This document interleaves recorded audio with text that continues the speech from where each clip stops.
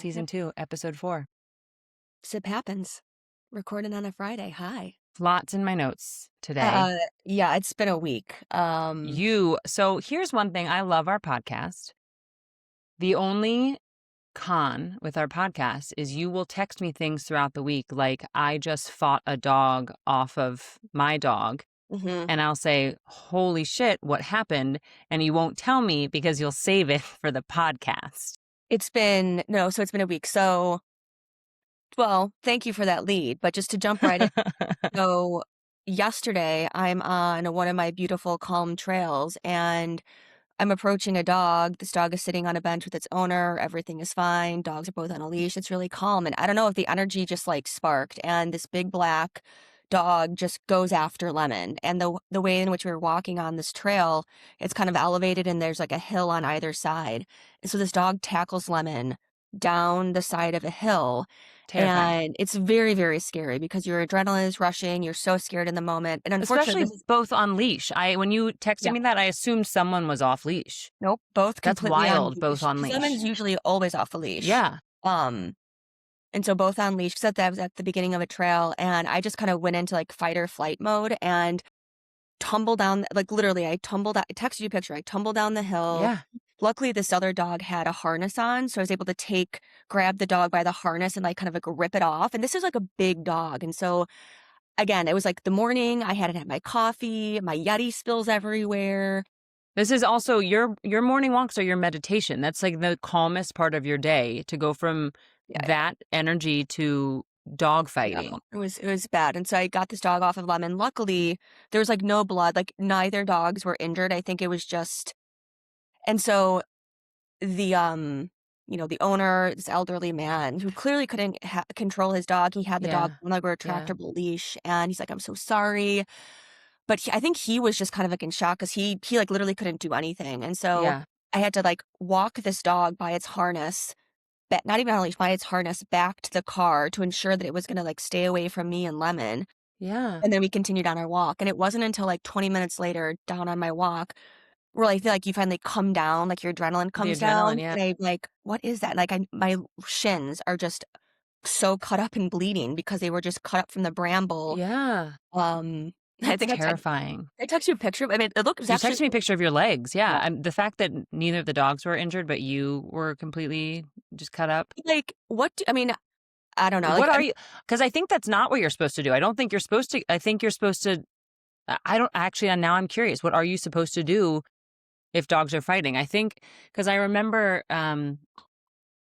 I remember someone saying once that you're supposed to, if a dog bites you, you're supposed to shove your arm into its mouth, not try to pull away, because that sort of locks its jaw open, that pushes the jaw open so you can get your arm out. I mean, fortunately, I haven't had any dogs like attack me. It's just always poor Lemon, and and I don't know the answer to that. I mean, like I think there's a lot of different schools that thought like if a dog is because the dog could attack me, do I put it, like I'm also not, I mean, I'm strong, but like I'm not going to put a dog in a headlock. Do you hit it? You don't have time to whip out pepper spray or something out of like your bed dog. And so I probably do things you're not supposed to do. Like in this case, it was great because the dog had a harness on, is able to like physically remove it and like separate them. Yeah, because I think you're not supposed to try to get in between them because there's just a bunch of teeth going around. I know. And like silly, like, and I was like, I would like sacrifice my body for Lemon. I'd be like, dog, you absolutely would. No, and so like bite me. But then another time, Lemon got attacked from our neighbor dog, our farmer across the field. And like, I literally did exactly what you probably should not do. Like, I picked Lemon up and I was just like trying to hold her as this dog is jumping on both of us. But clearly, like, you shouldn't do that. But like, what do you do? I don't know if that's a clearly you shouldn't. Maybe that is what you're like, get the dog away. I don't know. But then are you inviting the dog to attack you as well? I don't know. We should probably both know this as dog owners. What are you supposed to do if a dog attacks? Every situation is contextual because it's always like different. And so are there leashes involved? Are there not leashes? What's the other owner doing? Like all of the different factors. I don't know, but it's harness. I feel like was the right move. I feel like you did the right thing. Yeah. You grabbed the harness. You're not grabbing the dog itself. You're not grabbing Lemon. Like you physically are able to remove the dog from the situation. But if that dog did not have the harness, I do not know what I would have done. Maybe I would have gone for the collar. So that was my start to the day yesterday, and it was insane because like it was just like very Okay, so then I'm leaving the trail, driving home, and of course I'm doing what you should not do, which is I have my phone. I'm talking on my phone, right? So Yeah. I'm not even Yeah. on Bluetooth. I'm literally voice noting Katie. So Katie will listen to this because she listens on her morning commutes. I'm voice noting Katie, not even about anything. And I'm going around this curve, and a cop pulls me over, and I'm like, fuck. And so pull over. And I'm like, I don't know, maybe I was speeding. And then I pull down the window, and he's like, hi. I'm like, I'm so sorry. I'm like, was I speeding? He's like, no, you were on your phone. I'm like, oh, like, you're right. And I'm like, you're right. I'm like, I'm so sorry. I was on my phone. I was, just on the phone with my husband. Like, look at my legs. My dog just got attacked by another Yeah. dog at the dog park. He's like, oh man, wow, I'm so sorry. Do you need EMS? I'm like, no, I'll be fine. So I gave him my license registration. He's like, okay, I'm going to go back and check. He's like, all right, I'm going to give you a warning this time. But that's another thing is like talking on your phone is like like you get a lot of bad points on it's worse For to being on your phone. yes, it is worse to talk on your phone than speed. Like you might as well get a speeding ticket. It's worse to like text and drive, and it's worse to get caught, like literally holding your phone and talking. Yeah. Um and I don't know. Do you put your phone like up? I'm always usually on Bluetooth, but We like have ours is CarPlay, so it just can sit like in my purse and it automatically connects to the car, yeah, yeah. And which I'm is usually nice. really, really good with this because like texting and driving honestly it's the worst. And I've like Oh, it's trained horrible. Max to like now he calls me out like, Mama, like put your phone down. I'm like, oh my God, of course. I'm so sorry. Yeah, Like it's it's horrible.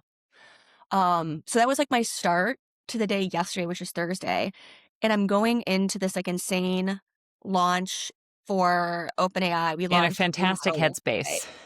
It's exactly the headspace you want to be in as I'm rushing home because I was about to get onto a prep call with our CRO to prep her for a CNBC What's a appearance, CRO? our Chief Chief Revenue Officer. Revenue. Okay. And Is that so, is that different from a CFO? no, it's not. So we have a Okay, it's just a CFO. So our different. CFO, I think, is part of just like the larger finances for like raising money for OpenAI. Her name's Sarah Fryer. She's wonderful. And so Okay, she's in charge of like getting the high level like finances in order for like an IPO or trying to figure out the overall health of the company. Our chief revenue officer is bringing home the bacon. How are we going to great, continue to drive revenue streams for the company? And so I work really great. closely with her because I'm on the B2B side and I lead off our customer marketing through a social end. So I'm just like, oh my God, I'm going to be like late to this like media briefing with my boss's boss before this massive launch. It was just like not the headspace, but No, not at all. somehow you just rally. And it just reminded me of something that is on my list, and it's a perfect segue because you just mentioned your CFO and your CRO are both women, Yes, they are. correct? Hmm. 94% of female C-suite executives grew up playing sports. Oh, this is my favorite stat. Oh, yes. Yeah, yeah, yeah, It's yeah. the coolest thing Oh, ever because it yeah, teaches yeah. you so much about like your place on a team, how you can fill the space, like your competitive nature. Percent. That's insane to me. And now I Yeah, need you to yeah. go I mean, I ask feel like both of them I think it's even what sport higher they though. played. Yeah. To Because me, they obviously played a sport. They had to have played a sport. Now I I'm want to sure they know, what did. sports did they play? I'm sure they did. It's my favorite stat. And yeah, I don't know. It's such a cool stat. Get your girls in sports and boys. Just everyone should do sports. There's benefits Well, it just universally. gives you a sense of, I think, discipline and confidence Responsibility. and Yeah. teamwork and So leadership. I beneficial. mean, name an attribute, sports teaches you that. Perseverance teaches you how to fail, teaches you how to win. Teaches you to suck it up. My kids have to go to camp tomorrow in the rain and it's like 40 degrees and I'm Yep. not excited about it, but Figure out I'll adversity. probably sit in the car while they're running around outside. Like perform under pressure, perform when you don't want to. I don't know, like literally the laundry list of like how sports impact any human Skills that being. you can pick up from kids' sports teams, life skills. It's amazing.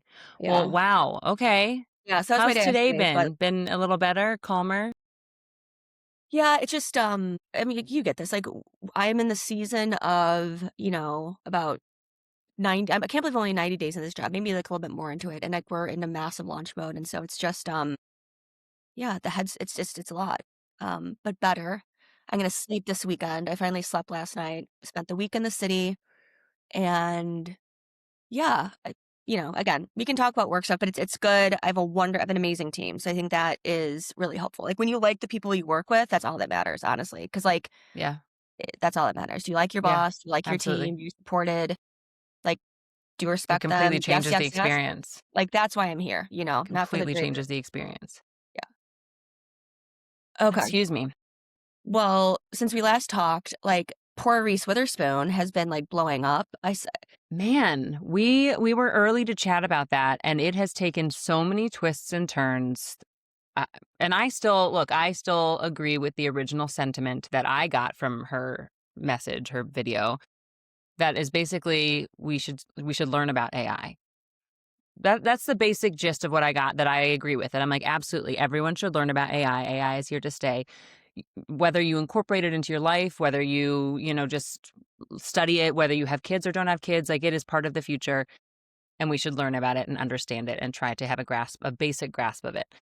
Beyond that, people have run with the ball, accusing her of being an investor in certain AI companies and trying to make money off of this, accusing her of trying to replace creative writing jobs and careers with AI, accused her of trying to just replace movies and cinema and everything with AI. Like so many twists and turns, Yeah. which I'm like, Yeah. wow, we're unpacking a lot from one video while she makes a smoothie.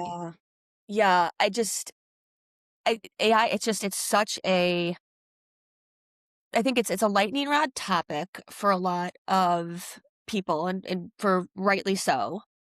I wonder if it's also like her, I don't know. Is it because is it because it's her though too? Like if I don't know. I don't know how much we need to It's get a into it, big but like polarizing celebrity topic too, though, because and I think she kind of opened a can of worms because I've been seeing it so much more frequently in the past week, just in general, celebrities and AI and people who are now comfortable speaking out more publicly about where they stand. And for me personally, I don't really care where celebrities stand on AI. I personally am going to make my decisions based on what I think. I don't think that AI should replace movies or writing or yeah, those sort of, yes. careers. But I do still think I want to understand AI as someone who's going to continue consuming books and movies and all of those things. So there's a place for both. It doesn't understanding AI and having a basic grasp of the concept and of what's going on and how it is incorporated into our day-to-day lives and into the world doesn't mean that you agree that it should suddenly take over people's lives and careers.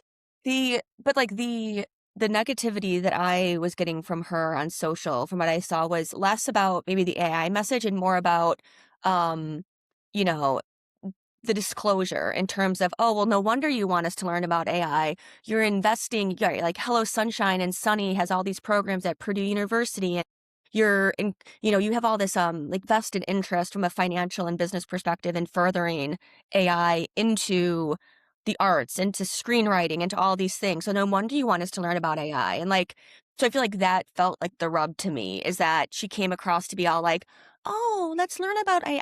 I don't know anything about this. Entire business has this entire AI, yeah, infrastructure that she's trying to build out. So I feel like I'm like, okay, I kind of can see that, but I saw a lot of that, and then I saw a lot of how could you be someone who's preaching about AI as someone who also has a book club? Either you like yeah, but it's like words and writing or you don't, and it's like it one or the just other. It's yes it, and that's what I think. I agree. yeah, It's like you can do both. Like it just very that's I think a lot of people were just pivoting whatever direction they needed to. But my thoughts are, yeah, we should all learn about AI, whatever that means. Whether you like it or dislike it, you should still understand it. crazy. It's like politics. Like, for the longest time, I hated politics, and I still hate politics, but I now understand that I need to have a basic understanding of politics and how my local elections impact me and my life and what I'm doing day to day, and how national elections on the federal level of, government and president and all of that, like what that actually means and how important it is to understand what's going on, even if you dislike both sides and Yeah, every option at the moment. yeah. So my scrolling on social was all things ChatGPT 5.5 model release. So I have very few things to share that is not Not based on my the substance of algorithm. our conversation. Um, so what have you been seeing? You always You got know great. what? I need to put a warning label out there for this one because what I have been seeing on social this week is good things, but for some reason it's all very heavily related to domestic violence and sexual assault. Mm, So okay. put that warning out there. Okay. However, it's good news. as much as there can be between those two topics. One of the things I saw was an interview with Gisele Pelicot. Do you remember her, the woman from France who her husband like drugged her and repeatedly sexually assaulted and raped her, and then the other men do it to her, and it was just this horrible thing. And she chose to not be anonymous, to like go to court, have her face shown, be the face of this whole trial. She also chose to keep her last name. And there was an interview with her recently where a young kid asked her why she chose to keep her last name, and she gave an answer that was just so eloquent and thoughtful, and said it empowered her to keep her last name because her kids and grandkids, she wanted them to be proud of that last name and not have it be associated with the negative side of what happened in that case and all of the trauma and all of the sexual assault and all of that. And so she kept her last name so they had something to be proud of. And I was like, Incredible. yeah. Like, that's so badass. Yeah, it's. I mean, the strength in that woman through the entire thing blows my mind. But yeah, just such an eloquent and beautiful answer of, yeah, absolutely, that's your last name. You should be proud of that. You fought, you survived, and you and your kids and your grandkids should be proud to carry that name. Yeah, it's the legacy. I love it. It's amazing. Yeah, it's beautiful. The other thing that I saw, which again, I don't know if it was just because I clicked on one of those things and it served me more of this topic, but Missouri just passed a new law that goes into effect this summer, August 28th, that allows women to get a divorce while pregnant. That wasn't legally allowed until now. And it was passed by put into action by a state representative, Cecily Williams, who is a domestic violence survivor and was denied a divorce while she was pregnant with her fourth child. And she was like, this is unacceptable. This is ridiculous. In Missouri, before this, you had to wait until you had the baby to be able to file divorce as a woman. So, and one of the stats that they shared when I was scrolling through this is that 1 in 6 women who experience abuse are first harmed during pregnancy. That's sick. That's insane to me. That is insane. 1 in 6 women who experience any sort of abuse first experience it while they are pregnant. What is wrong with men? What is wrong with men? I can go down a laundry list of things that are going on here. That is incredible. And congrats, Missouri. Welcome. Yeah, I mean, I mean, it just goes to speak of the baby becomes the property of the man. So make sure that the baby can kind of come out first, and then the man can kind of. Yeah, I'm curious what the actual thought, or like the woman's not thinking straight because she's pregnant, so she's not allowed to make those hormonal decisions. Come on, Missouri. Okay, well, we gotta. No words. I mean, except that the fact that we continue to live in countries that, continue to have these laws. Yeah. So those are my 2 just wow things, which blew my mind. But 2 really good things that I saw that, I mean, those are good things as well. I keep seeing this trend, I don't know if you've seen any of this at all, of professionals. So I've seen this with an artist who makes these super unique paintings. I've seen this with a hairstylist. People posting and saying, hey, if it is not currently in your budget to pay to get your hair done, here are different forms of payment I will accept. And they list like, cleaning my house, sharing whatever skill set you have, detailing my car, coming over and folding laundry, like just a list of things they'll accept. And I've seen this a few times and I love it. I think it's so cool. It's all for like professional services. Like, hey, we want to help you, right? To help, like, to help look your like best. If you're good at cutting hair and I'm good at mowing lawns, like, let's do that for each other. Okay. And it's a win-win. And I love it. Yeah. I mean, yeah, absolutely. So what would be our value exchange? That's the hardest thing. I cannot tell you the number of times that I have to explain to clients how I make up my bills and like how I charge them, because PR and communications is so intangible. Obviously, you can get media placements, you can get, a newspaper story or influencer coverage or something. But I can't say, I'm going to charge you $5,000 a month and I'm going to get you 3 newspaper stories, 4 TV segments, and 6 influencer reels. Like, that's not something I do. And I know agencies that do it that way, but I can't do that. I monetize myself by saying, hey, I'm going to give you my full time and energy, and this is what I am going to do, and this is the story I'm going to tell, and this is how I'm going to do work on your client. So it's so intangible that it's hard to like evaluate. Yeah. I mean, especially your landscape has changed so much. It's all, and it's all about, its influence. And I think that, again, sorry to bring it back into the world of AI, but I feel like that's another hot topic in terms of like, how are you going to ensure that your customers, your brands, your whatever are being served up and recommended by these LLMs, and there really is no secret sauce. I feel like there's so many different like courses out there for like, here's how to ensure your AI strategy ready, and I can tell you because I'm there, and um a lot of that is a little smoke and mirrors. We don't need to get into that, but I did actually, Spencer's jujitsu gym. I offered to run their social media if he could go to his jujitsu gym for free. honestly, absolutely. Like, Right? I would gladly do all of Arrowwood's social strategy for free, food and beer. Yeah. Like, For like a $500 bar tab I each mean, month. I'm coming there anyway, so, and I'm Right? taking pictures and posting it on my own social, so how about I just do it for yours? Yeah. The social side Yeah, is easier the to socials, do like a barter system. But I totally. love that. If there are people out there who are interested in a barter system, then like let's chat about it. Let's Not go that in. we just pitched ourselves really well with much to offer. I just told you I have a very intangible skill set that I can't put a value on. Social media is an easy one. Great. Great. Do it. That's an easy peasy one. You also, and we forgot to talk about this, I think this was a couple weeks ago, you solar powered your home. I did. So we made the decision, we needed a new roof anyways, and so we ended up, You got a super roof. you have a super roof connected to space. So we have our regular roof tiles, and then we got brand new, and then we have new So solar you panels. got the new roof and then put solar on top of the new It roof. was like a double whammy. Oof. We got a nice little bundled deal to kind of get in there, I think, before a bunch of like New York State government credits kind of either kick in or I kick love when out. that happens. Yeah. We handled it. But it sometimes I feel like solar can look really ugly. Sorry. Like the only Oh, nice yeah, like absolutely can.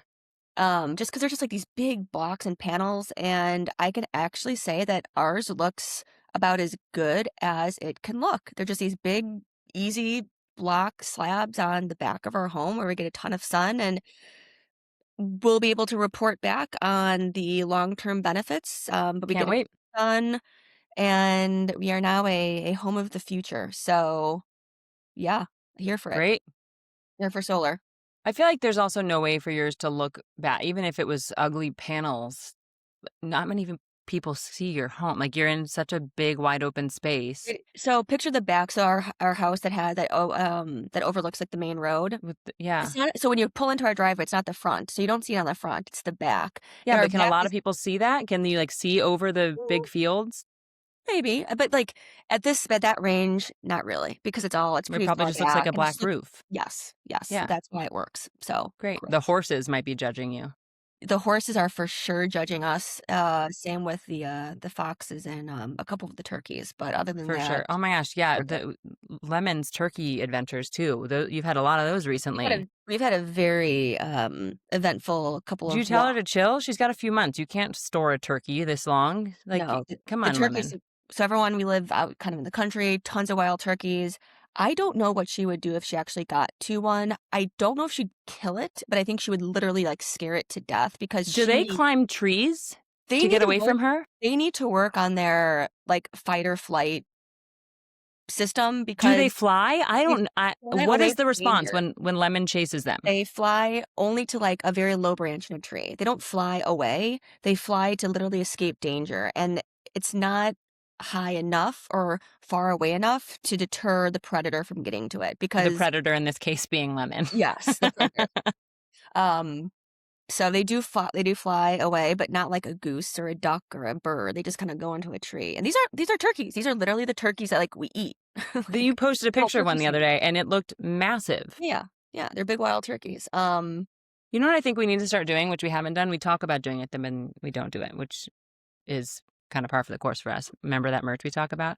But that's not what I'm referring to here. We need to post pictures on our social media. Like last Of week, all the we didn't stuff. post a picture of your Taylor Swift sweater. We No, posted on our personal stories and things throughout the week. I But we know. need to post pictures of your turkey in the tree. We need to see your shins. We You need know to what we see need right pics. now? This is the PSA. SIP happens, social media, intern, associate. Remember we talked about the barter system of like Yeah, but that's goods the and skill set values we have. We're just things. not using it. The skill set I don't have, but what we don't have right now is infinite time. And now That's that true. work is in like high gear, clearly there's a dip in our social presence that's very reflective of life. And Yes. so you'd think that this would be something that again, you could schedule, AI could solve, but it's just also like it's on my phone, so It yeah. is like it lives Mhm. on my phone, so we'd have to make like a shared album. We'll figure it out. Yeah. We'll But get there. yes. But speaking of outsourcing things that are within your own skill set, no matter how many times people say money can't buy happiness, I will say it absolutely can buy sanity. It can buy convenience. It can Mhm. buy things that can make you happy because I will tell you, the things that we have spent money on that we do not need but make me so happy are a towel warmer. When I get out of the shower and my towel's all toasty and warm, like Mhm. what a luxury. Oh, We spent tell me more. way too much money yesterday on having someone come deep clean our house. And when I say deep clean, I mean they scrubbed the symbols off of our stovetop. They were scrubbing so hard. Like they got in there. They shined and polished my toaster and my kettle that sit Yes. on my cat. Like Yes. they were lifting up furniture and Mm. vacuuming under the couch and the feet of the couch. I went to floss last night after they left, and I reached into my drawer, and it was gone because they took everything out of the bathroom drawers, cleaned inside the drawers, and then just threw it back in, which Yeah, I love we'll it. talk about that. We'll talk Yeah. about that. Just Love. very disorganized, but still clean. I'm so happy. Like, Love it. no one's allowed in my home. My children, my son had to pee outside 3 times yesterday. I'm like, no, you can't. No, not a chance. You're allowed near my toilets Now you're now. making me think of all of like the little stupid things that are extravagant that make me happy The little is luxuries. I mean, like cleaning your home is a big luxury. I can't I will always just love canned sparkling water. But you can buy me this I have but like I have the Soda Stream. I have all of the environmentally friendly ways to decrease my environmental footprint with more cans. And despite all of these fancy Soda Stream systems and everything that we did to reduce all of that, at the end of the day, all I want is my like can of Poppy, or I want a Yeah. can of LaCroix, or I want a Yeah. can of my Spindrift. And like the cans I produce on a weekly basis is really sick, but you know what? It really The little elevates my day. luxuries that Mhm. make you happy that, again, Right. you can't buy happiness, but when you have those little luxuries throughout your day, you're like, wow, this gives me peace of mind. This calms me down. This puts me in a better headspace. Like, can money buy happiness? I don't know. Like, I mean, I love my Bottega bag. It makes me really happy when I carry it. So I don't know. yeah. Like sometimes I it's feel like if you're okay. already a happy person, then money can continue to make you happy and maintain happiness. But Yeah. if you're just like a toxic person on the inside, absolutely money cannot buy No. happiness. It's also the money can help unlock peace and like like if you have kids, you have a busy household, getting the help that you need will help you have a stronger marriage, relationship with your kids, relationship with your mental health if you're in a whatever. So I'm here for it. Oh my goodness, splurge on that clean. So we had our first caller feedback, which was in response to our earlier hypothesis on The Bachelor and why Alona Mar wouldn't be it. And we had a tip that said, I would vote to have Kristin Cavallari as the new Bachelorette and have Steven host Huh. because of all like the millennial Hills reunion stuff. And I was like, Sure. I get that. Kristin Cavallari, that actually kind of would probably be, but is she too old? Is she too millennial, or is she still part? I don't know. So just wanted to share some of your Interesting. caller Okay. feedback. Yes, you know who you are listening. Interesting. I like that. Well, to follow up on another thing that we had already spoken about, I think it was last week or the week before, I can't even remember. Our dear Kellie Gerardi, who we don't know, but I feel like we're best friends with because we just talk about her all the time, and she has been through the IVF journey the same way we has. She has decided for her push present for her most recent birth that she wanted to put together 2 grants to give 2 different families, couples, individuals, whoever it is, $15,000 each to put towards IVF and to put towards having their own family and whatever that looks like. So if anyone is interested in doing that, because you know Yeah. what? People are in different Well, how journeys, do different you timelines. apply? Do you apply So for you it? go to the BabyQuest Foundation website. Applications are open until May 8th. There's no fee for the application. There's normally a $75 fee. They're waiving the fee. So this is truly just a gift from her to you. And it's not like you have to wait, because obviously when you're family planning, like, you need to know if this is something that you're able to do. If you're getting $15,000 to put towards IVF, that's insane. And you need to know if you have that to use. Yeah. You find out May 25th. So it's in a month. You will find out if you are the winner of this grant. So if you are someone who's in a position of not wanting to stop having kids, or not able to have kids naturally and exploring the IVF, but can't quite afford it, or $15,000 towards it would just really help with that decision. This is something Foundation. BabyQuest Foundation will need to surface on our socials, because that is, I would imagine, a beautiful opportunity. An influx of I hope she does. This is, I mean, the most generous gift to give people the gift of, we've talked about this, hope that you might potentially have a child or another child, whatever it is that you're experiencing and trying to have. So BabyQuest Foundation, applications are open until May 8th. And you will find out on May 25th if you are a winner of this generous grant from Kellie Gerardi. Amazing. Are you going to Florence tonight? Florence and the Machine? I'm going to Florence and the Machine. Gosh. I am. I feel like there's going to be a lot of free people in the crowd. Lots of free people, kind of like whimsical, witchy vibes. I love, like, the concert aesthetic. Like, every artist has such a vibe, and she's very medieval, UK priestess, very into, like, earth goddess, but kind of dark and moody. I'm just witchy, whimsical. Yes. No, I wouldn't call it whimsical. Whimsical to me, you wouldn't. I would. Like, whimsical feels like school teacher, or like daisies and lace. Like, she's like, she is. I get that. Moody, forest, dark, green, mythological. But not like gothy. She's more gothy than whimsical to me. If those are the two options, I would put her more gothy than whimsical. Yeah, that's fair. Yes. I will be wearing, so I decided, I got to the point where I am just sick of not fitting in my clothes. I love my wardrobe. I have an amazing wardrobe that I'm very happy with, but I don't fit in my wardrobe right now. I'm 4 months postpartum. My body's different than it normally is when I purchased that wardrobe. So I was sick of wearing elastic waistbands. I was sick of wearing the same 2 pairs of pants. So I decided to jump on the bandwagon and join Nuuly. Okay. Which is a clothing rental company. Okay. You get to pick 6 items. They are sent to you. You wear them for a month, and then the next month you pick 6 new items. So I got 4 pairs of pants that fit me. Instead of going out and like buying all new jeans or all new something that I'm just going to wear for the next month or 2 until my body continues to change. Like, no, I'm just going to rent these. Have you gotten them yet? I have. And I'm so happy. This should have been the start of the conversation. This is, okay, I am so excited. And I was like, this is so, I mean, my sister uses this. She's been using it for months. It's just like a fun way to treat yourself and have like a fun few dresses to choose from for a month. Is it like, it's like Nuuly, Stitch, I mean, Rent the Runway we get, right? There's tons. It's similar to a Rent the Runway vibe, but it's like a subscription. So you get 6 different pieces a month, and you can get more if you want. You have the option to buy them if you want, if you love them so much. You have the option to buy them if you're like, wow, I love this. I'm gonna literally keep it. it's a Stitch Fix. It's like, that's literally what Stitch Fix is. Is Stitch Fix the same way? Yeah. So whatever, they're all. I love it. I'm so happy. I just got my delivery yesterday, and I have clothes that fit me. I'm not like trying to squeeze myself into things that aren't comfortable. Behind you? I'm wearing jeans that fit. Okay, jeans. I have. I'll send you. I have my whole package here. Okay, it's so handy.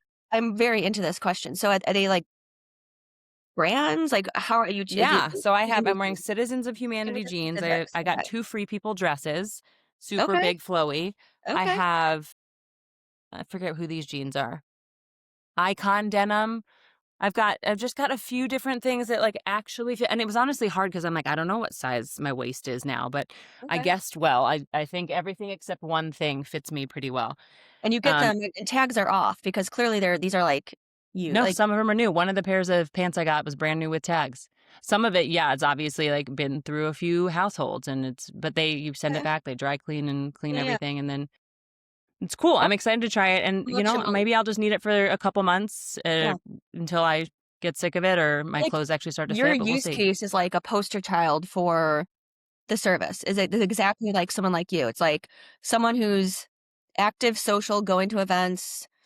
In, I don't know, body limbo, just given life, like you're kind of in Yeah. this in-between phase and you don't want to buy, but you don't want to My sell. neighbor, who her daughter is a little younger than Harry, she's like 6 months younger than Harry. She said she started using this service when she was postpartum for the same reason, because she was like, none of my clothes fit, but I still want to look cute. I don't want to wear the same pants every single day. Really. And she's been using it ever since. She's Newly, come sponsor us. Yeah, great. We'd love it. I mean, I'm Same. 1 day into it, but so far I love it. Cool. All right, report back. Yeah, I will. Lots of cool stuff. And shopping on there has been a time suck, because I'm like, oh, I could wear that. I have some weddings coming up this summer. I'm like, great. Give me some cool dresses. Check out these frocks I've got on here. Amazing. Do it. Well, on that note, ma'am, that went by fast. I actually got some more for you, but I'm going to hold on. Okay. I do too. No, I know. But wait till we get next week to Ladybug Taint. Yeah, a little teaser for everyone. Leave you on a little cliff note there. All right. That's one. More to come on our socials. Newly, BabyQuest. I'll share my torn up barter system. shins. If anyone's got some barter ideas, let's Literally, chat. I'm also going to say, like, who wants to kind of help us build the brand on social, because I would love that. We were doing well on TikTok till they kicked us off. I mean, that's ridiculous. I can't believe it. We got kicked off TikTok, everyone. For some reason, we have no idea. We were too Someone popular. reported us. The only reason is someone reported us. That's the only explanation. For what? For talking about miscarriages? Ooh. Like, literally, I have no idea what could have been. Okay. Hi. Bye. Thanks, friends. We'll see you next week. Okay, bye.